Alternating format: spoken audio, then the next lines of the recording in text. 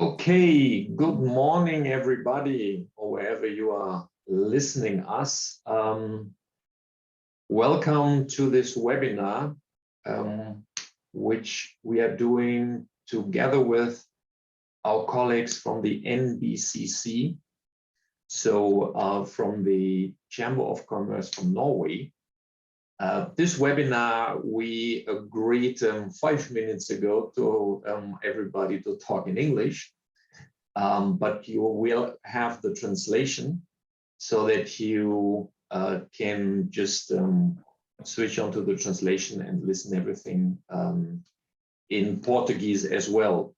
So once again, a warm welcome from my side. My name is Ansgar Pinkowski.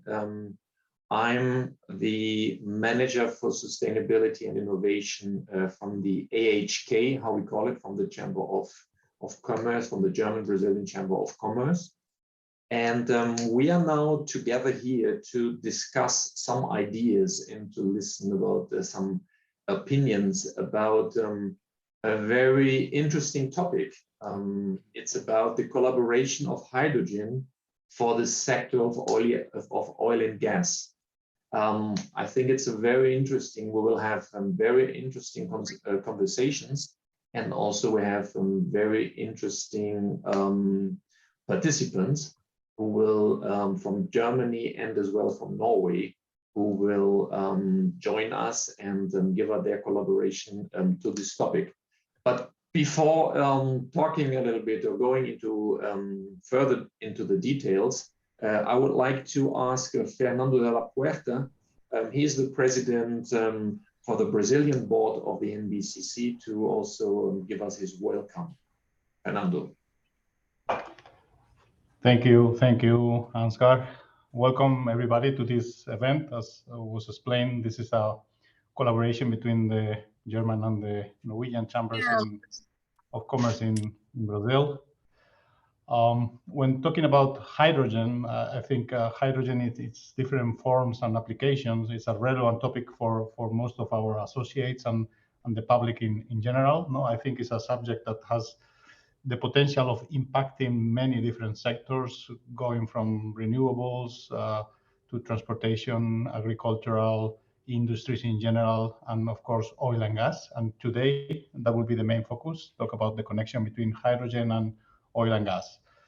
Hydrogen is the oldest and most abundant element in the universe, and it has been used in industries for decades. And nowadays, clean hydrogen, both blue and green, is considered to be one of the key solutions for the country's efforts to achieve the targets in the Paris Agreement, no? Namely, keep the warming up to 1.5 degrees in 2050. And when we look at this energy transition over the coming decades, we will witness two main phenomena. One of them in the energy sector. No, one of them is the exponential growth of renewables that will probably increase their installed capacity by 6 or 8 times up to 2050, and also the electrification. No, so we will see an increasing presence of electricity in our lives, in transportation, in houses, in industries.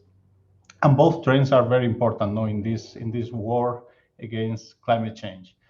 Unfortunately, when you look at the estimates towards 250, and Statkraft publishes, Statkraft is the company that I work for, no, the Norwegian utility, and we publish every year a report looking at the transition, and towards 250, we see that that 1.5 degree will probably not be reached with the current setting, and that we need to do certain extra efforts. And I'm saying all of this because clean hydrogen, green and blue, becomes an increasingly relevant component in decarbonizing the economy, specifically in those areas where electrification is not able to penetrate in a profitable way. No? For example, we know that electric vehicles is now a reality, and we see that cars with combustion engine will be substituted by electric vehicles quite soon.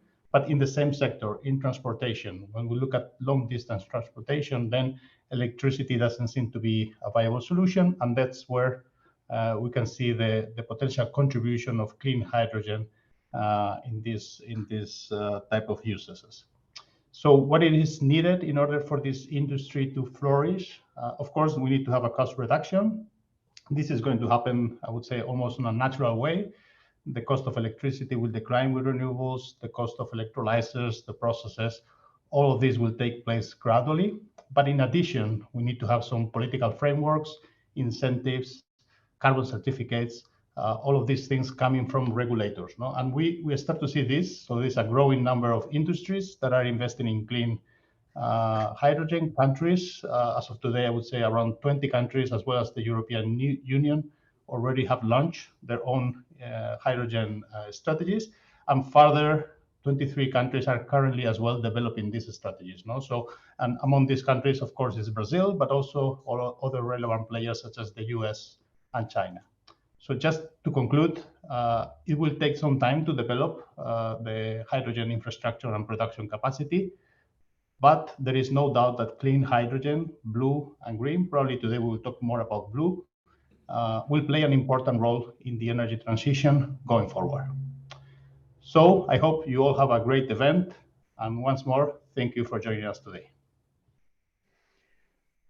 Okay, thank you very much, Fernando, for this introduction. And well, perhaps you are asking yourself why we are talking, why Norway and Germany are talking or are organizing in Brazil a webinar about clean hydrogen, about the hydrogen in the oil and gas sector. And perhaps I would like to emphasize a little bit. There are a couple of similarities between Norway and Brazil. Of course, there are also huge differences, but one of the similarities is that both countries have a very high degree on renewable energy for the generation of electricity. At the end, I think Norway has more or less 95% of their energy, electrical energy, is being generated by renewable sources, which is mainly water power. And here in Brazil, we have 85% more or less. So this is already a good starting point when we are talking about decarbonization. And but the other point is that both countries are depending, or the economy of both countries are depending very strongly on the oil and gas sector. Both have very strong resources on oil and gas, and oil and gas is a huge contributor for the growing economy in both countries. I had before yesterday I had a look at, on a couple of numbers of the two countries, and we can see that I think in Norway, 2% of the GDP is by the oil and gas sector, and in Brazil it's 4%. So it's a very strong contributor. But on the other hand, as we now are looking on the oil and gas sector, I think hydrogen coming up with a strong discussion in the last 2 years. Now the oil and gas sector is facing some challenges on this because it's perhaps not seen anymore as a contributor, high contributor for prosperity and richness in the countries. It now has also to face the situation of a carbon footprint. Hydrogen, when we're talking about in general green hydrogen and blue hydrogen, is challenging somehow the situation or the position of the oil and gas sector. And so I think for this one, this was the reason why the AHK in Rio and the NBCC wanted to discuss this, to bring this discussion to the common public here in Brazil, to see what solutions the oil and gas sector can bring up, what the oil and gas sector has as a solution to offer, to, on the other hand, to present or to prevent the increase of the temperature of the planet, to increase this or to stop the increase by 1.5%. So we're talking about decarbonization, but on the other hand, to guarantee the prosperity and the economic growth in both countries. So having said that, I would like to ask perhaps for Trude Sunset.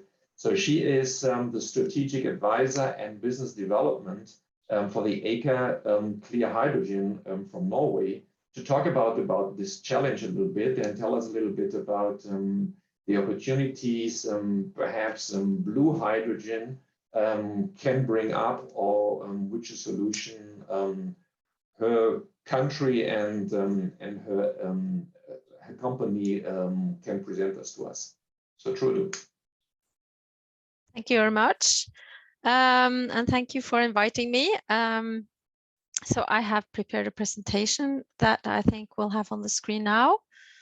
I'll try to cover what is hydrogen and what is our plans for creating a new business on this.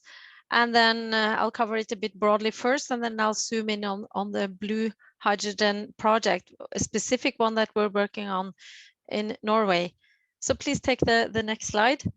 So I actually work for the company Aker Horizons, and that is an investment company that we call Planet Positive. So we're working on several topics, decarbonizing the energy sector, and so far it's existed for 1.5 years.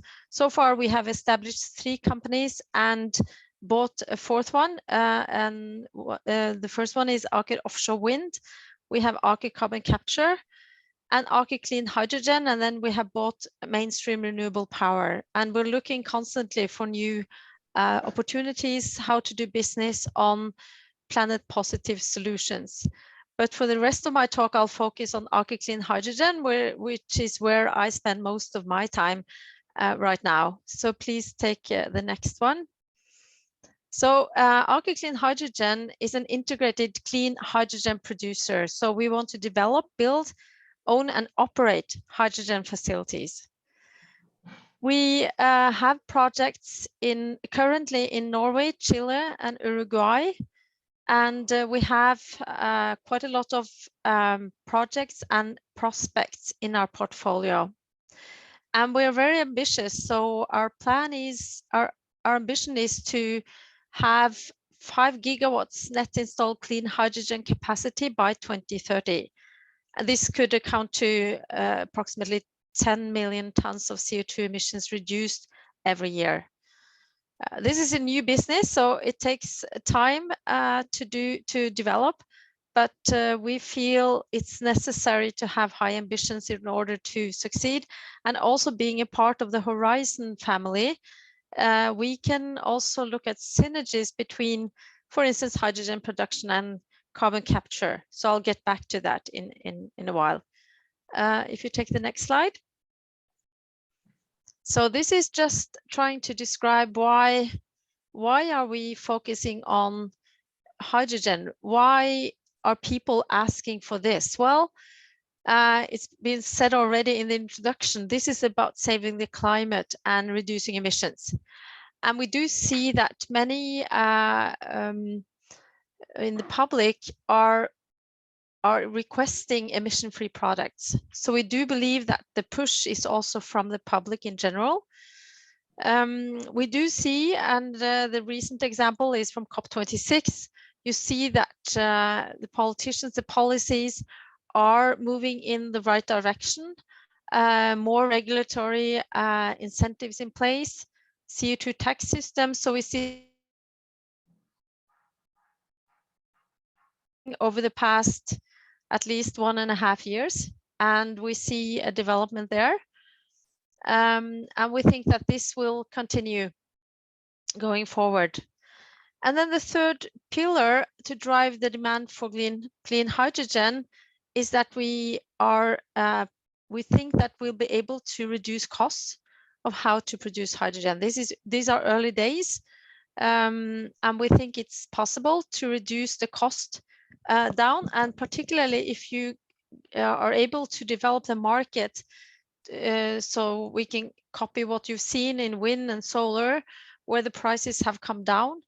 And when you produce green hydrogen, you have to rely on getting cheap electricity, green electricity. But also in blue hydrogen, we think it's possible to reduce cost, but we need the market to grow. If you take the next one. So where do you want to use hydrogen? Who would be able to utilize hydrogen? Who's requesting hydrogen? Of course, when you have renewable energy, you can use it directly, like electric cars, which is one of the areas that Norway has been successful in really growing in the market. Then you don't need hydrogen because you have the renewable energy. But for many industries, we see that it's not that easy.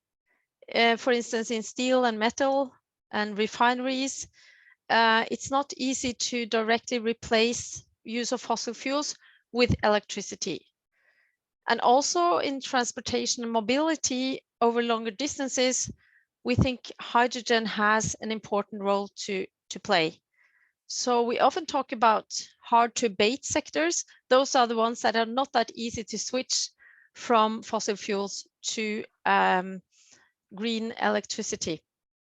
And if you look at the numbers, if you add up ammonia, methanol, shipping, refineries, steel plants, and so on, it's quite an extensive market. It's a big market between now and 2050. And those opportunities are the ones that we want to target. If you take the next one, this is just a bit more on trying to explain what hydrogen is. This may be something everybody understands, but I think it's important still to repeat the principles. The most important one is that hydrogen is not an energy source, it's an energy carrier. So it has to be produced from an energy source. And today you do have a lot of hydrogen production worldwide. Typical in refineries and in other sectors, chemical industries, you do produce hydrogen, but you are not capturing the CO2 that is emitted. So most of the hydrogen produced today comes from fossil fuels and you emit CO2, and that's why we call it gray hydrogen. I'm a chemical engineer by background, so I think this is a bit funny with these colors because hydrogen is actually colorless. But we call it gray because you are emitting a lot of CO2. Blue hydrogen, we call it blue because there you capture the CO2 and you safely store it underground. And this is important because we have seen opposition against it. And that may be because you do have some projects where you take out parts of the CO2 and maybe the rest you just emit. And that is often because it's based on a business need. Maybe you need CO2 for some food industries, for instance. I think that the definition of blue hydrogen should be that you capture most of the CO2 that you would emit when you produce from, for instance, natural gas. It could be other fossil fuels. So I think the naming is important to be clearer on what we mean when we talk about blue hydrogen. And then you have the green hydrogen, where you use green power, for instance, from hydropower that we have a lot of in Brazil and in Norway. And then you put in water and you do electrolysis and you get hydrogen and oxygen out of that. And there's a timeline here. I've taken this from TNO, and you could argue whether this is the right timeline or not. But today it's cheaper to produce blue hydrogen in general compared to green hydrogen, but that could change very well in the future. For instance, by after 2030 or at some point in time, it could be cheaper to produce green hydrogen when you have developed the project and when the cost of green power comes down, as we are expecting it to. If you take the next one. So many countries have hydrogen strategies. All over the world. We have a lot of hydrogen strategies in Europe, and we have a hydrogen strategy in Norway. And here we've just shown some examples of what it is. We had an energy white paper that came out in June this year, where the plan is to develop maritime infrastructure hubs, because the government believes that in maritime sector, with ships, a lot of long distance ships, would need hydrogen in order to decarbonize their fuel. But we also, from government side, want to develop big industry projects that could have a global potential, either by exporting hydrogen or selling technology and know-how. And a lot of the know-how comes from the oil and energy business. And then also the focus is on pilots, because we need to develop new and better and improved, cheaper technology. And then what's really special, although I mentioned that there's a lot of gray hydrogen in the market, but that is, most of it is just used directly into a new industry process. So in fact, there isn't any existing hydrogen market today, and that makes it very challenging. So we are now looking at all kinds of consumers, industry shipping, ferries, and how we can build an infrastructure on hydrogen. But it's a lot about chicken and egg. We need to have the users. So if you compare to oil and gas business, you know your customers, you know where the market is. In hydrogen, it's not existing. And that's why it's so important to have the support from governments and policies in place and incentives in place. Well, this map of Norway, you see that we have put some marks on several projects. We have a lot of green hydrogen projects, but the one I'll spend the rest of my talk on is a blue hydrogen project that is on the west coast of Norway. It's called the Aukira Hydrogen Transition Hub. If you take the next one, I'll show you what that is about. So this is a gas processing plant that has been in operation for 15 years. It's in Aukira, or we call it Nyhamna. And what you see here in the front of the picture is the existing plant. And we think that it's possible. This is a good position to set up a hydrogen production site, which I have circled here. This is just an image, but just to show you that everything is ready to be developed further. We will use the natural gas from this processing plant. And we can also use the infrastructure that is in place already. There's electricity available. There's a lot of utilities that we can tap into. And hopefully also we can be efficient in the way that we operate this plant. We have very good partners in this project. It's Shell, who I guess everybody knows is a major oil and gas company. We have Cape Omega, which is an infrastructure private investor. So they're the largest private investor in gas infrastructure in the North Sea. And we also have partnered up with a local community called Aukira kommune. And that is also very important. We see a clear support and a drive from the local community to develop and expand on this gas processing plant. It's really very important to have the support locally. And last week I attended a public meeting. That's when we still could meet. In Norway now we have to stay at home because of the COVID situation. But last week we met a lot of the local community and got a lot good feedback on the plans that we presented there. If you take the next slide. This is showing what we actually think are the possibilities here. This is in a very early stage. It's a pre-concept stage. So we now look at all the opportunities. We will take the natural gas, as I mentioned, from the Nyhamna gas terminal. We will design and build a plant where we produce hydrogen, but at the same time optimize so it is as cheap as and energy efficient as possible to capture the CO2. And then we're looking at a whole range of use of hydrogen. We could use hydrogen and also CO2 to local industry. We are considering producing ammonia. The reason is that then you can transport, it's kind of putting hydrogen into something that is easier to transport over long distances. So the ammonia could be shipped to EU, but also we do see a lot of developments for ships that can run their engine on ammonia directly. We're also considering liquefying hydrogen. This is a typical fuel that you would have for ships and ferries over maybe more regional distances. We have in Nyhamna and Aukira, we have a pipeline already that transports gas to UK. So we are looking into, can we reuse that pipeline? Can we spike the gas, for instance, to 10 or 20% of the gas containing hydrogen? We think that's possible to do. And then we have direct delivery to the UK market. And this morning I talked to some UK representatives starting to investigate whether this is possible for them to use this hydrogen.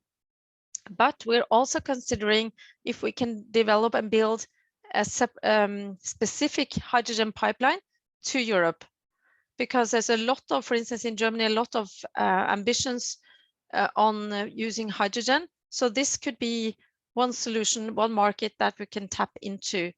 And as you may know, we have a lot of pipeline experience in Norway. The whole North Sea is full of pipelines.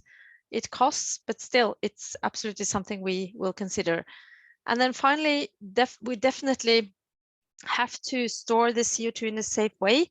We have a lot of experience with CO2 storage in Norway, so we plan to use pipe or ship and to take the CO2 to a geologic formation.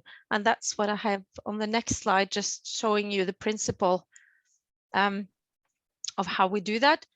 Norway has been doing geologic storage of CO2 since mid-1990s in the Sleipner gas field.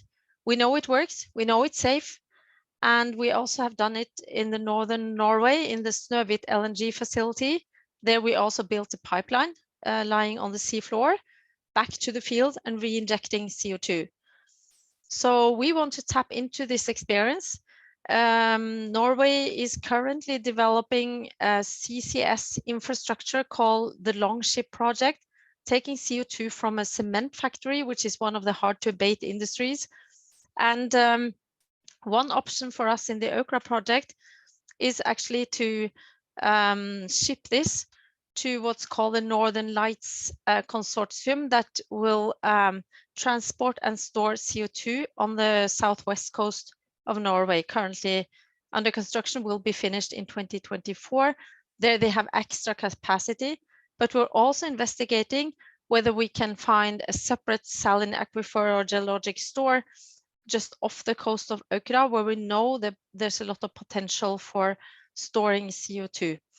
So it's still early days. We think we may be producing by 2027 or 2028. So we'll still investigate all these opportunities. What's good about this is that we utilize then the knowledge, the experience from the oil and gas business directly into this future hydrogen business. And then I have just a final slide summarizing that this could be really something big for the future. We need to see how the costs develop. We need to see how the different markets develops. But we think definitely this is something that we should continue pursuing. And hopefully in a few years, we will have a hydrogen market consisting probably both of blue and green hydrogen. And so this will be our contribution for the future in saving the climate. So thank you very much for your attention. And I'm happy to take questions at the end. Thank you. Okay, thank you very much, Trude. This was very interesting. This was, at least for me, the first time that I really see a concrete project for blue hydrogen. Very interesting to hear that you already have experience in storing CO2. So this is not a new technology which will be or which still needs to be developed. It's already done. So you have already experience, and this is very interesting. And I also saw that you have experience, or that you have a business and capacity built up in Chile, in Uruguay. Can you tell us a little bit what is this? Is this also linked to hydrogen, or it's just only renewable energy, what you're doing there? It's also hydrogen. So we are, you could say, in practice, we're chasing everywhere in the world where you have very cheap green electricity. Those spots are the best ones to start to develop this hydrogen industry, because the cost of electricity is maybe the one key factor here. Yeah. Okay.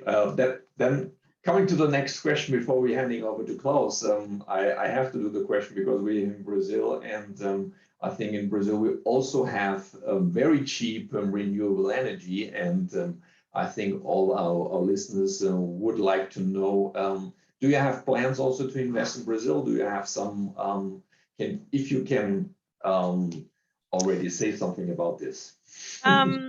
Yes, I don't think I can say very much specific, but definitely we are interested in doing business in Brazil. So I think we have, we are looking into something, but definitely we are in a very, this company has only existed since February, so we'll definitely want to do that in the future. So one thing is the cheap electricity, and then it's the availability and the long-term contracts. So when we are trying to set up a hydrogen business where we want to be developing, building, operating these facilities, we also need to look at the whole value chain. So we need to have long-term good contracts with the energy supplier. And then we also need to have good off-taker contracts. And those needs to be, that's a challenge today, I think. So the more support we can get also from incentives from government, the faster we can take on this business and expand on it. Okay, thank you very much. I think this already answers the question that we received from one of our listeners who wants to know how you perceive the role of Brazil in the hydrogen economy, as you highlighted Chile and Uruguay. Yeah, it's about having cheap electricity, but also it's about decarbonizing natural gas and to do CCS, CO2 capture and storage, which I think also Brazil has potential to do. Mm-hmm. So okay. There's a lot of opportunities there. Yeah. Okay, thank you very much, Rude. We will later on perhaps have some more questions for you in the discussion. But now I would like to hand over to Klaus Langemann, who is the Senior Vice President for the Carbon Management and Hydrogen of Wintershall Dea. Wintershall Dea is one of our associates from the AHK. So from the AHK in Rio, and I'm so happy to have you here with us, Klaus. You are joining us, I think, from Germany, and would be very interesting how a company who already has a subsidiary here in Brazil is dealing, or what the idea your company has concerning let me say clean hydrogen, green or blue hydrogen, how your company is dealing with this. Yeah, thank you very much. Kind words for introduction, and good morning to everybody. Yes, I think I don't have to kind of shed so much light on a company, Wintershall Dea. It's a gas and oil company, so really an upstream company that is active worldwide. The center of the activities are Europe, I have to say, but also we're very active in Latin America, in Mexico, in Argentina, but also in Brazil with quite some exploration activities. And we have, well, since the last 2 or 3 years, have developed ideas how a gas and oil company could actually contribute with competencies and expertise, but also with assets towards the energy transition. I've prepared also a presentation. I'm not sure, Maya, if you share that or I have to share that. So I'm fine with that. You share it, okay? Yeah. So if you go to the first chart, please, then we can start the discussion a little bit on our views how the energy demand would develop. Please turn one further, and you see, oh, that's fancy, and you see a really kind of a view on what Trude has already kind of pointed out. We see growing energy demand in light with growing populations, and we see really an issue with how can how can we tackle the growing emissions of carbon dioxide going forward. And if you look at scenarios that are currently being plotted forward, you see that not so much will change in future unless we as human mankind kind of join efforts in all activities in order to really curb them. And we believe that the upstream business, namely the gas and oil companies, can contribute significantly to those emissions. But that is not clear to everybody, I would say, because you know that oil and gas companies are typically the devils of the energy transition, because we're producing the carbon from the ground. And I think, and I will show you now on the next couple of charts, that we really have kind of assets and competencies that we can contribute here. If you go to the next chart, please. Yeah, so we as Wintershall have put forward a strategy that is, in my view, already quite ambitious, but we would develop that even further. So if you look, for example, at our climate targets, so we have committed to be net zero from our operations already by 2030. That means all emissions that are associated with our operations will be cut or abated into zero. We put a lot of emphasis on methane leakage because methane, as you know, is a much more potent climate house gas compared to carbon dioxide, and making sure that from the oil and gas production, very little methane is actually slipping to the atmosphere is crucial. And we have committed that by 2025, our methane intensity is less than 0.1%, and we're very confident that we can provide those targets really. Net zero in terms of routine flaring is of course a must. We have that already implemented and pursuing that will be maintained. And the overarching topic is of course to reduce net carbon intensity. And that is something that I personally are very much working to that, because when I'm saying net zero by 2030, I mean the operation, but what about the carbon that is contained in our products, in the oil and gas that we're really producing? And that is, if you look on the right-hand side of the picture, that is what we mean by technologies. So the unit that I'm leading in Wintershall is actually focusing on carbon capture and storage projects and on natural gas-based hydrogen topics in order to make sure that we reduce the carbon footprint of our products. Really, that is kind of what I would like to talk about here in the next few charts. If you go to the next one, please. Yeah, so here you see the view of Europe, because we see Europe together with the US a very, very interesting starting point for developing carbon abatement technologies. US, we are not active from tradition here. That's why we're focusing a lot on Europe, because Europe has already very strong regulations in place in order to really foster these kind of activities. We see 5 major abatement technologies going forward to really reach net zero by 2050, 2045. So in the not too distant future. And of course, one is electrification, make sure that we use electricity wherever possible. Demand management, so being more critical with the energy use is of course important. Biofuels, in our view, will pay a lot of attention going forward. But then we come already to 2 technologies that where gas and oil companies as us can really contribute significantly, and that is hydrogen and that is CCS. In our analysis, about 70% of the European emissions, that is still some 4.2 gigatons of carbon dioxide equivalent, can be in principle tackled with hydrogen and carbon capture and storage. And if you look at our profile below, I think we as Wintershall can significantly contribute here, because one, we have already a lot of gas reserves in place. I mean, kind of our production profile is at the moment 70% gas. If you look at the reserves portfolio, it's even more. We have a lot of depleted reservoirs, especially in the southern part of the North Sea, which is typically not a good news for an oil and gas company. But if you want to kind of play in the carbon dioxide storage business, then depleted reservoirs could be easily used and be filled up again with carbon dioxide. We just take the carbon back where it comes from, and associated with that, we have a lot of subsurface know-how that we can use also. My view is that CCS, carbon capture and storage, can only be implemented by by oil and gas companies, because they have the know-how, they have the experiences. Trude has very well pointed out that especially in Norway, there's a lot of experience that we can also tap in. And I would also mention here the know-how to build and operate pipeline infrastructure is very important, because at one, we have to transport the carbon dioxide, but also we have to make sure that we are able to transport the hydrogen to the markets. Yeah, that is an essential part of the activities going forward. The next chart, please, Maya. In this chart, I show you in principle kind of where we as Wintershall Dea would like to play.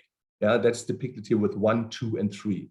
We see 3 ways actually. And if I'm looking for natural gas, which in my view is a very good component and starting material for providing decarbonized energy to the market, we have in principle 2 options. We can go for a pre-use decarbonization. That means we decarbonize the gas before we use actually the energy contained in the gas, and that is essentially the hydrogen production. Yeah, so we say we would like to be very active in the production of hydrogen from natural gas. That comes, of course, if you do that, you have byproducts. So if you use, for example, the blue hydrogen route, I come to that in some more detail. You have a byproduct carbon dioxide that you have to prevent to be escaped into the atmosphere. You have to store that safely. Or there's a little bit more modern technologies that result in turquoise hydrogen. I also have a chart on that. There the byproduct would be solid carbon, but also the solid carbon has to be either used or also safely stored going forward. And then you're making use of the hydrogen, for example, in steel. But you have also the other possibility. You first use the energy in the natural gas and then you decarbonize it. So post-use decarbonization, for example, for power generation. So you use the natural gas in order to produce power, and then you capture the carbon dioxide resulting from the use and transport it also safely going forward. And as maybe a byproduct, or maybe it's not really a byproduct going forward, but also crucial for hard-to-abate industries. That's here depicted on the right-hand side, carbon capture and storage as a service for hard-to-abate industries. Look, for example, at the cement industry. The cement industry has process-related emissions from producing cement, and those carbon dioxide emissions could also be captured safely going forward. So we produce in future natural gas to the market. We make sure that we decarbonize the natural gas by producing hydrogen from the natural gas, and we furnish carbon dioxide storages in order to make sure that the carbon dioxide that is produced from these kind of activities will be safely stored. That's the value proposition that we bring forward to the market. Maya, the next chart, please. Here I give a little bit of an overview how we see the different routes of low emission hydrogen. And in principle, I compare here the 3 components: green hydrogen, blue hydrogen, turquoise hydrogen. Yes, Trudy has said it very nicely. This color coding is a little bit misleading. Hydrogen is colorless, it's odorless. It's just the way how you produce the hydrogen kind of indicates the color. So green hydrogen is produced from water by electrolysis using renewable electricity. You have quite some pros for that one. It's free of fossil fuels and emissions. If you really use renewable electricity, that is very much possible in Norway, I believe, but also in Brazil. If you look then, for example, in Central Europe, there you still have a lot of fossil fuel going into electricity. So that would be not really emissions-free renewable electricity, but kind of going forward, we all believe that the market for renewable energy will grow. And it could be that at some point in time, there is enough electricity available to generate also those large volumes of green hydrogen that we will look forward. There's quite some drawbacks on green hydrogen because the efficiency is super low. I mean, water is energy content-wise a very sterile molecule. You have to put a lot of electricity into that in order to generate really hydrogen. So the efficiency for green hydrogen is very energy intensive. It's also very drinking water intensive because you have to imagine that all of the hydrogen that you generate comes from the water, and that may be especially difficult in areas where you don't have so much drinking water available. As we discussed, I mean, it's still very expensive at the moment to produce green hydrogen. It will come cheaper over time. The question is how fast this could be. In our estimate we see somewhere like the mid of the 2030s or even the end of the 2030s, we see that green hydrogen could be on par with blue hydrogen, but that is still kind of a long way to go. My biggest concern, if you look at green hydrogen as a reliable energy source, is that it may be difficult to produce all this renewable energy that we require really in order to do the trick. And that's why we are very much focusing on natural gas-based hydrogen, namely blue and turquoise hydrogen, because we see for the foreseeable future there will not be enough green hydrogen available, and we have to bridge that gap somehow in order to make sure that we really are running into a hydrogen industry, in a hydrogen business. So we need to kickstart the hydrogen industry, if you want. That's why we're proposing blue and turquoise hydrogen. Blue hydrogen is a very established technology. So most of the hydrogen is produced today using that technology, with a difference. In order to call it blue hydrogen, you have to capture the carbon dioxide emissions. Yeah, it's possible to produce blue hydrogen very large scale in very short periods of time. And maybe important to say here, you can run a hydrogen plant kind of on band. That means you don't have weather dependent fluctuation as you would have if you rely on renewable energy. I think it was also mentioned that from the processes you cannot capture 100% of the carbon dioxide from a blue hydrogen plant. So in the best technology nowadays, you can capture 96, 97% of the carbon dioxide going forward. So it's, I think, a very, very good step forward, but it's not the perfect solution yet. But I think in order to make hydrogen available in big terms, this is a very good solution. CCS, so storing carbon dioxide underground, is not accepted all over the place, especially if you look in Europe and other countries onshore. Then people are very much opposing storing carbon dioxide underground, but it is very much possible if you go to the offshore part. And that's why we see the North Sea, for example, in Europe as a very big potential for carbon dioxide storages there. Let's talk about turquoise hydrogen. Turquoise hydrogen is derived from natural gas using the so-called pyrolysis method. In essence, it is you heat up the natural gas, so you heat up the methane molecule in the natural gas up to 900 degrees Celsius or something like that, and then the methane molecule automatically splits into its component, that is hydrogen and solid carbon. I call it here carbon black. The big advantage there that you have no CO2 emissions from the process, and you don't have any use of water, because all of the hydrogen comes from the natural gas. This is the most energy efficient technology. And if you compare that with green hydrogen, it uses only a sixth or a seventh of the energy that is required in order to generate the hydrogen. So very, very energy efficient. It's cost competitive already with blue now. And I will see kind of big potential that could be even further reduced.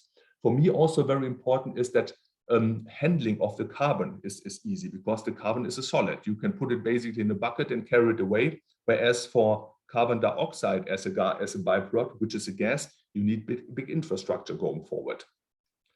Some limitations, of course, apply here as well. The produced carbon that could at the end be from a volume much larger than market potential. Yeah, so if you split, for example, 100 BCM, 100 billion cubic meters of natural gas using this technology, you end up with 60 million tons of carbon, which is a lot. Yeah, and I'm not sure if all of this carbon can be absorbed from the market, but it is a very interesting kind of carbon. So maybe new materials could really develop. And one, I wouldn't call it really a big drawback, but this technology is at the moment not commercial yet. Some people say turquoise hydrogen is in the research stage. That's also not true. We will be able to provide first plants to the market by 2023. So I think quite soon we will see also larger volumes of turquoise hydrogen going forward. That gives you an overview really of these different ways of producing hydrogen really going forward. And I think we as Wintershall Dea, if you go to the next chart, please. We are quite well placed in because I can show you already some projects. If I see the next chart, could you scroll one further? Yeah, this is chart. You see a small web from Europe. As I said, at the moment, due to the well-developed regulatory regime, we focus our activities at the moment on Europe, and we have quite some projects running already. I mean, Norway is for us a very important area for carbon capture and storage. That is, of course, very important for generating blue hydrogen plants. Trude has very nicely pointed out what the activities in Norway could be. We have a project running in Denmark. We call that Project Greensand, also a CCS project, but it's not related to hydrogen production. That's why I skip it here. In the Netherlands, we're really active there, and there it's a combination. We make carbon dioxide sinks available for the industry, but also available for the generation of blue hydrogen going forward. And we do have also quite some interesting plans going forward in Germany as well. Germany, of course, is in Europe the biggest market for hydrogen, but also has the largest emissions going forward. So I'm always saying that Germany has the biggest problem going forward, but it's doing relatively little because all the discussions are currently focusing on green hydrogen, which has its limitations, as I tried to point it out.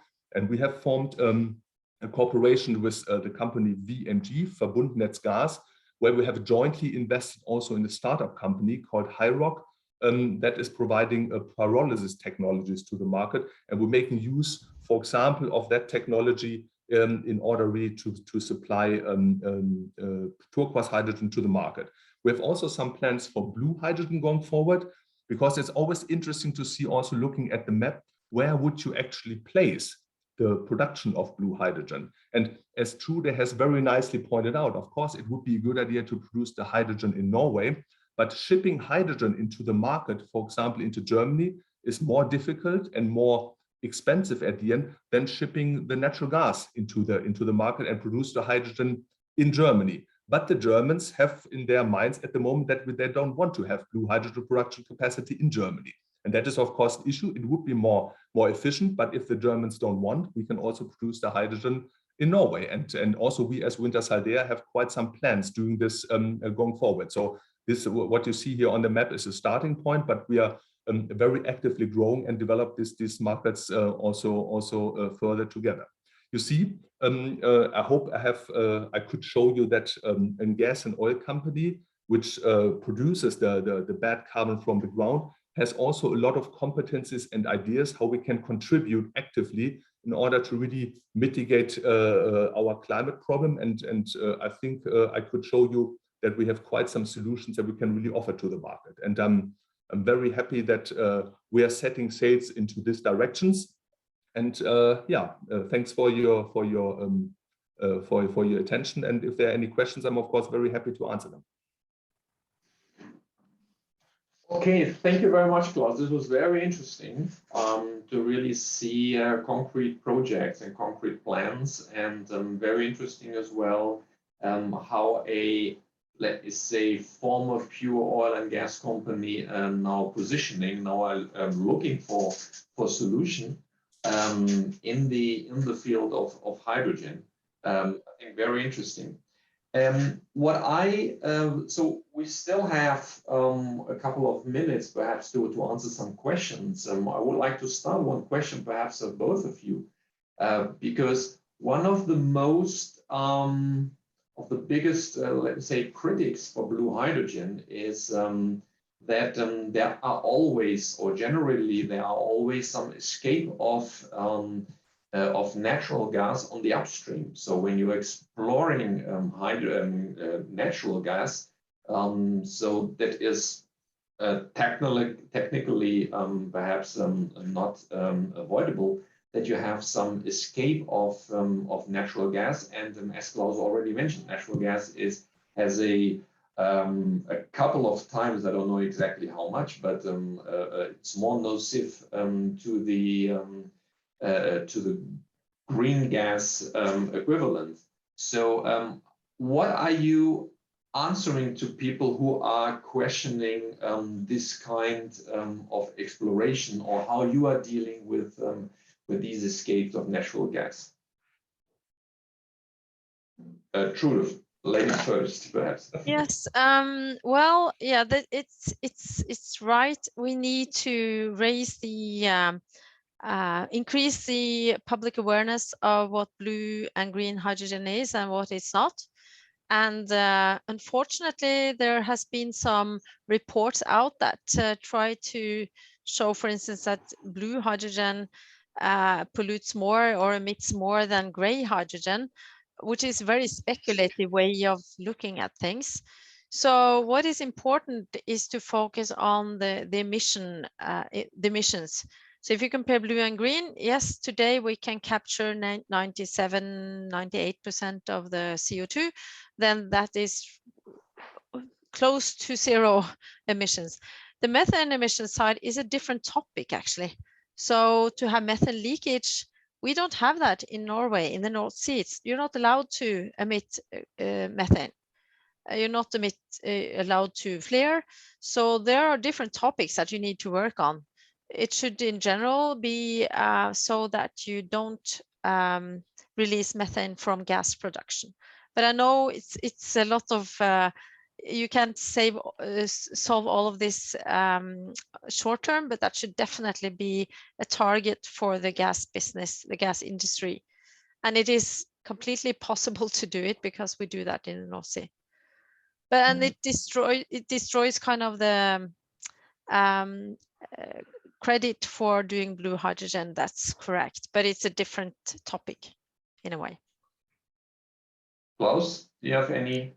Yeah, it's. I think it's an important one, and it's fair to say that yes, blue hydrogen has some remaining emissions, and some of the emissions are process related, as we described, but most of them can be captured. And the question is really, what is the origin of the gas, and how well do you control really potential methane leakages there? As I have described, what we control is it's very, very little, but it will never be 0%. That's clear, because naturally from drilling wells, from producing the natural gas, from shipping the natural gas, there will be very, very limited amounts going forward. So what I'm always saying, we don't have, as a human mankind, we don't have the perfect solution yet for fighting climate change, but we have to rely on what we do have at our hands and do it as best as we can. And I believe that natural gas-based hydrogen is at the moment one of the best solutions we can provide to the market. But we have to say, I'm always saying, what is it about? It's blue hydrogen is about 1 kilogram of carbon dioxide per kilogram of hydrogen. That is more or less what we calculate in our operation. And I think that is a super, super good value already compared to others. But as it's right, it's not zero.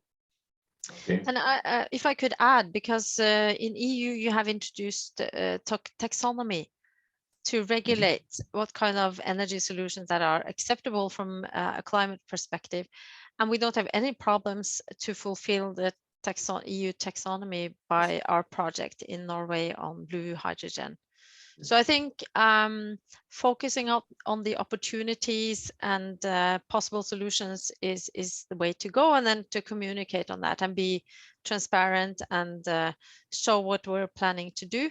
I hope that we will see positive development also in the public acceptance.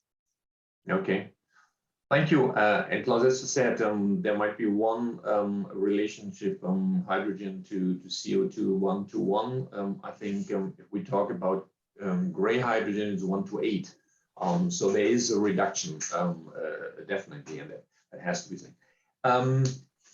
There's a question coming from the auditors, from the audience. It said, very good overview of your company's experience, Klaus. We know you are active in oil and gas in Brazil. Do you have any plans for blue hydrogen in the country? So here in Brazil. At the moment, I have to be very frank, at the moment we don't have that, because we focus at the moment on developing these activities in Europe, as I said, due to the favorable regulations. But never say never. So kind of, as I say, we focus on there first and hope we can get traction and have first tangible projects in hand very soon. As we discussed, the development of the hydrogen market as such is a difficult one, because you have to align several stakeholders. At the moment, there is no real market. So the customers would have to change processes in many instances. there is no infrastructure available really to ship hydrogen from production to the source, but sorry, from the production to the consumer. But at the end, there's a lot of push in Europe, and that's why we're focusing our efforts on that first before we would roll it out to other countries. But definitely, since we're active in Brazil, this is of course then our next best guess in order to drive things forward. Mm-hmm. Okay, and as you mentioned, also turquoise technology. A little bit more technical question, but which is the quantities of black carbon to produce per square meters of natural gas in turquoise technology? Do you know this? Well, if you calculate just by mass, it's just kind of if you have 1 kilogram of methane, yeah, you would generate 250 grams of hydrogen and 750 grams of carbon. So 3 to 1. Yeah, so a lot of carbon for a little bit of hydrogen, because hydrogen is such a lightweight molecule.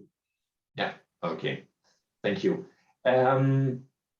So another question which came up is about the real cost of blue hydrogen, because I mean, you have the cost to produce, let me say, the gray part at the first part, which is currently more or less quite low because of the quantity, because of the scale effect that you have. But what is the cost about storage, about pumping the iron into the storage location and keep it there? I mean, you have to keep it for long term and make sure that it will not escape. So we don't want to have such a situation, for example, like nuclear power, where you have to storage for millions of years or something like that. So what is about this the storage situation of blue hydrogen? So are you asking about the costs? The cost, yeah, this is early days. It's quite a new business. What we're trying to do in Norway then is to establish this infrastructure with the Longship project and the Northern Lights Consortium that is consisting of Shell and Total and Equinor. They have not been, they're trying then to get customers to build their business to do transportation and storage of CO2. I've seen published numbers like 50 euros per ton. But when we speak to them, they say, well, it's more like $100 per ton or euros per ton. And then I've also heard 130 euros per ton. So I don't think we know exactly what it will cost, since it's not a really commercial market yet. But I think we could expect somewhere between 50 and 100 euros per ton or dollars per ton CO2 when you have captured the CO2 in your facilities, for instance, and then they would transport and store it for you. The comparison to nuclear is not that good, because CO2 is not toxic, it's not dangerous, it's not, you know, so it's not like a nuclear waste. We have studied CO2 storage for more than 25 years at the Sleipner field. We know how it behaves. You need to monitor, and then you need to plan for a good store. So you design your store so that you would de-risk, and you still need to have a monitoring program, but it's not very costly. And the longer you store CO2 in a saline aquifer, for instance, the safer it becomes, because the CO2 eventually mixes with actually the rock as well, but also with the salt water that is in that aquifer. And then it becomes heavier in the water and drifts downwards. So it's less and less risk with CO2 storage over the years. Okay, thank you. Thank you very much. Yeah, I think we are coming to an end. We are 5 minutes already over time, but I think it's a very, very interesting discussion that we have, and it's really very interesting to see what solutions the oil and gas business and companies are looking for. You are really were able to show us that you're investing in this technology, in blue hydrogen, as a A second option for generating a clean hydrogen and support. And at the end, I mean, what also was clear for me that we need also to invest in the demand side and the off-taking side. So without off-taking, we do not have a production, and all the effort in producing blue and green hydrogen does not have the right effect.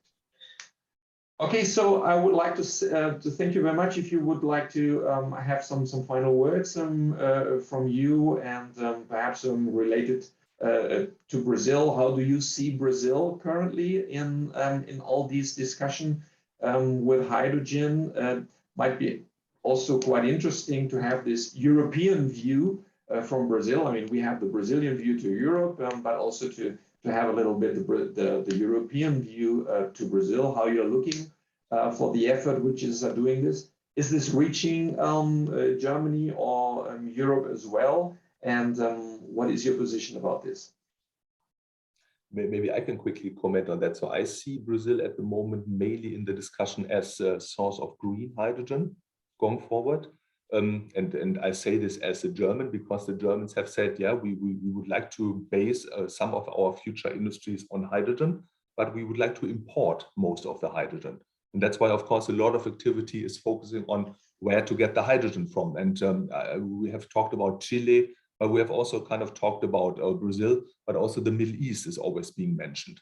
I have a little bit of doubts whether it makes really sense to transport hydrogen over such a long distance. It depends at the end on the derivative. If you transport hydrogen as ammonia, it would make a lot of sense, but you have to convert it into ammonia, and then you have to convert it probably back again in order to generate the hydrogen again. So I'm always saying but that's of course the perspective of me. Europe is so happy because all of the gas pipelines from around Europe are pointing to the Europeans. And why not making use of that? It's more cost efficient. But definitely the political will maybe a little different. But coming back to the original question, I see Brazil, or I perceive Brazil mainly as a potential source for green hydrogen for Europe. That's the discussion at the moment. Okay, thank you. Well, I would agree with Klaus on this. However, I think also blue hydrogen could be interesting, at least from utilizing the experience and the knowledge from the oil and gas business. So there's something there. But apart from that, yes, definitely green hydrogen production is interesting in Brazil, I would think. And on general terms, I think to cooperate, to have this kind of webinars, knowledge sharing, we're in this together, we're saving the climate, and we should do as much cooperation as possible, share our learnings and work together, because these are very early days for hydrogen as this new market will develop. And so there's a place for everyone in this, I think. Okay, very, very good words at the end. So I would like to thank you, Klaus and Trude, for this valuable contribution. I think we, as you said, we are still on the beginning of this hydrogen area. So a lot of things we have to discuss, we have to discover together. There are a lot of options still open. How to produce, how to handle, and how to apply hydrogen. And I think very, very intensive times in the next years or decades coming up. But if we put all our efforts together, I think we can really reach the effort that we are committed to change and to save the climate for us. Okay, so thank you very much, and have a nice rest of the day in Europe, the rest of the afternoon and or evening, and we will now shortly go to lunch, and yeah, say goodbye and see you next time. Thank you very much. Thanks. Bye-bye. Bye. Bye-bye.